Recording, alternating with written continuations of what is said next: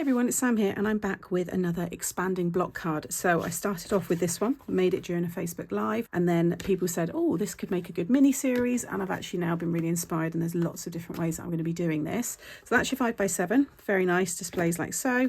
Then I went to do the 6x6, which I think is haunting me because you will see in this video it all goes a bit wrong, but anyway, we are here and we carry on. But this was meant to be 6x6, it ended up being 6x8, but it was a happy accident. I had this huge card, which is really cool, and I'm going to take elements of this for another style that I want to do in this expanding range. But let's get into this one because yeah, I basically didn't hit record, but you'll see that now. I have filmed all of this, and if you're on YouTube and you film tutorials, you will feel my pain right now, and I hadn't hit record. So I'm going to talk you through this because it is very easy, and I'm hoping that that's going to work because I really don't have the time in the day to have to do all this again. So you can see this one here, nice and easy. I'm going to flip this over so you can see the pieces of card, right? So first of all, this piece is attached to here. So this long section here is a piece of cardstock that is 11 by 6. Now I've decided to do this so that if you've got letter size A4, you can make this card without using 12 by 12. But if you've got 12 by 12, I'll show you where you can kind of adapt and not have this little extra if you've got 12 by 12. So this one's nice and simple. So you're just going to score it 6 inches, okay? And fold it over, and when you fold it over, ignore this is attached. There's that little tab. It will fold over, and you'll have your 6-inch piece at the bottom and the 5-inch on top, okay?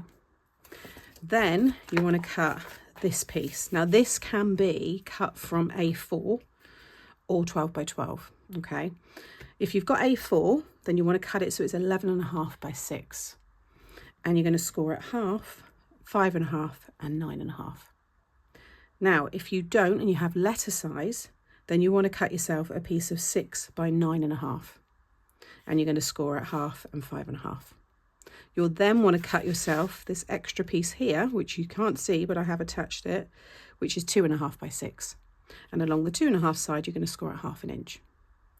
And you can see where I've stuck it all together. So I've stuck this one where you've got that 5-inch and a 1/2 inch. That first goes behind this one that you've just folded. Okay, and then that piece will fold over. And you'll see this one's then 4, which sits over that one. So then we've got, if you ignore this piece, you can see how we've got these layered bits. 1, 2, 3. And then the 2.5, you add your glue and you're sticking it on top. Okay, and then it will pull out and you'll have this long piece. So each of those 1/2 inch, they are stuck behind these. They're not stuck over the top. If you do, it's not the end of the world. But basically you want to have this long piece, which should in total, I wouldn't usually give all the measurements like this, but I think because of the way that I've done this and messed it up, I'm not having much luck with these because I messed up this one, but it ended up being quite good. I don't know what's wrong with me, guys. So you're looking at 22 inches. As long as you've got a 22-inch piece, then you know that it's all looking good. And you'll have a 6-inch piece on the back. Folded over will be a 5-inch with then another 5-inch width, this is. And then you'll fold over a 4-inch, and then you'll fold over a 2. Then I've stuck these pieces. Now the 3-inch that I've cut them to in terms of the width, you can change. It could be bigger. You might not even want them stuck, you know how I have. You might want to bring it down a bit or have it from the bottom and this one from the top. It's entirely up to you. Now the one that's going to stick onto this 6-inch piece needs to be 7 by 3. Now I've already stuck the tabs under there, okay? But if you imagine, if I just stick 1/2 inch out over this side, and then there's my 7, you're going to score at 1/2 inch, 3.5 and 6.5. Okay, I'll talk through how to stick them in a minute. And then this piece, because it's going into that smaller section here, this is a piece of 6 by 3. And along the 6-inch side, you're going to score at 1/2, 3 and 5.5. Now you want to fold them so that they look like this. So you just got mountain fold, mountain fold, mountain fold. You're going to add your glue to the front and the back of the tabs, and you're going to sit it, sandwich it between these two here. Let me just take a bit of card as an example. Right, so this is how you imagine there's the score lines with the tabs. So you want to fold it so it looks like that. You're going to add your glue there and there. And then you're going to sit it, so it's going to stick to the 6-inch and inside this 5-inch piece. So you imagine, say I decided to stick this one in the bottom left. That's how it's going to go in. So you can see already the glue on that side is going to stick to this bit. And then when you close it, it will stick to that piece. And then when you open it up, you'll get this pop out. And you do exactly the same with this one here. Obviously it's that, make sure it's the 6-inch piece in terms of width or length, however you're looking at it, goes in the first section. The 7-inch goes in the back section. But you just do the same again. I know this is a different size, but you pop it in there and then fold that bit down.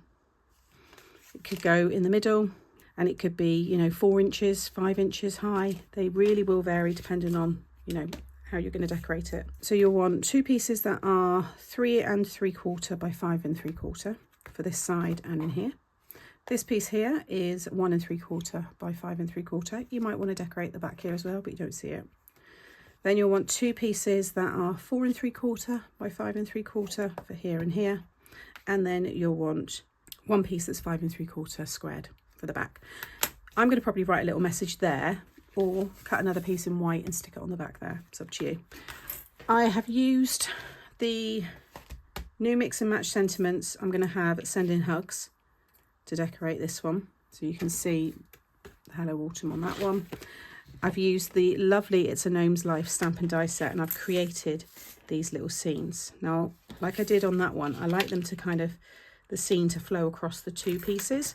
So first cut yourself a piece of card that's 5 1/2 by 2 3/4 if you want to do it the same as me, and stamp your scene. And then just cut it through the middle, so then you'll end up having 2 pieces that are 2 3/4 squared, and these will go across the back section here, okay?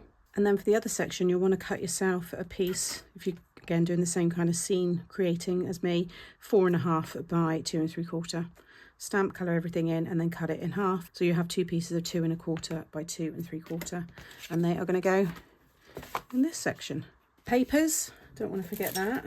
I've used from my Enchanted Woods, this is the paper kicks. You get the lovely pop out pieces as well. So if you don't want to stamp images, all of these images are in these pages as well. But that's what I've used for the lovely scene that I've got there.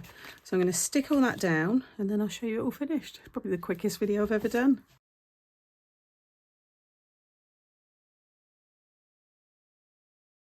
Okay, so everything's stuck down, but also I try to share the markers that I've used. So these are the Creative Craft Products markers that I've used to colour in the images.